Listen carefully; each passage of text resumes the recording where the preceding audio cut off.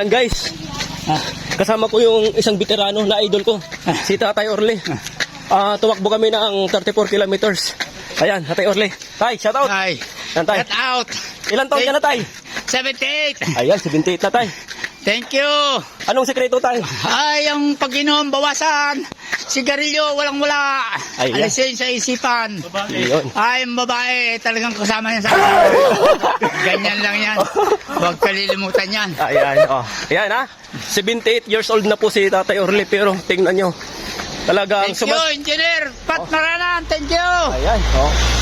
Talagang sumasabay si Tatay sa mga bata na tumatakbo ng long run, 34 kilometers dito sa Caliraya, 360.